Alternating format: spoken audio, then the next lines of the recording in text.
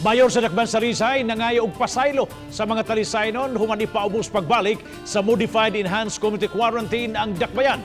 Apan gikahibuong kini sa mayor tungod kay minus naman ang mga kaso sa Dakbayan itandi sa ubang mga Dakbayan di sa nasod. Ang live report ni Fee Marie Dumabo. Fem.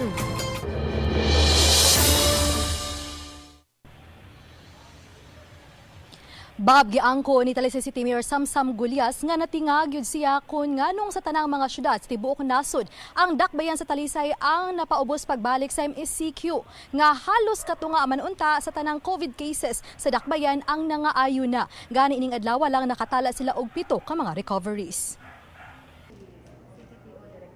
Gipasabot ni Gulyas nga sa 118 ka mga COVID cases sa Talisay City, 43 na kanila ang naayo, 59 na lang ang active cases og 16 ang namatay. Sagad kanila doon na gihambindaan nga sakit. Nangayo og katinawan si Gulyas kang IATF Chief Implementor Secretary Carlito Galvez ganihang buntag ug nipasabot kaniya nga mamahimo pang makaapilar ang mayor nga mahimong general community quarantine ang syudad.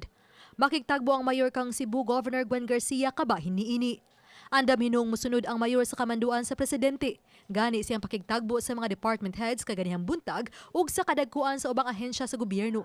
Gipangandaman naman ang pagpatuman pagbalik sa MSCQ. That kanang while I am surprised of what happened and the decision and the data that was given to the IATF, we will comply and I ask for your cooperation and my apologies. Dugang mga pulis ug sundao miabot sa Dakbayan kaganihang buntag aron moabag sa pagpatuman sa higpit nga border checkpoint sa Talisay City. Apan dili susama sa miaging MSCQ nga sirado gid ang Bulacau nga border. Karon maagian gihapon kini alang sa mga exempted kun mga essential workers. Kining usa ka health worker sa Vicente Soto Memorial Medical Center nga taga San Isidro, Talisay ang usa sa nahadlok nga makabalik na usab nga maglakaw lang gikan sa gitrabaho ang tambalanan pauli sa syudad sa Talisay. Ilabi na usab nga ECQ ang syudad sa Sugbo. Liso jud kay mi kasakyan kay wala man jud gihatag nga service para sa mga frontliners. Mi pero pauli na. Gika Vicente Soto padung Talisay magbaklay na lang mi. Kay wala man jud mi kasakyan. Bob, karong gabi gikatakda ang mapagawa sa executive order si Mayor Gulyas aron may mong basihanan na sa pagpatuman sa MECQ sa maong syudad. Hangyo niya sa mga talisaynon ug sa mga silingang lugar nga sabton ug mosunod lang niini aron kalikayan ang mga kalibog. Bob? Thank you so much, Fee Marie Dumabok sa imong live report. Gidagsa sa mga tricycle drivers ang special registration alang sa gustong mulukad og special permit to operate. Rekisito kini kanila una maka-operate. Ang report ni Nico Sereno. Sa Look Gym sa Yonggalinea ang mga tricycle drivers ug operator sa pipila ka barangay. Mituman ra hinuon sila sa social distancing samtang nagpaabot sa ilang turno. Karong adlaw ug ugma moakomodar ang City Hall og application alang sa tricycle special permit.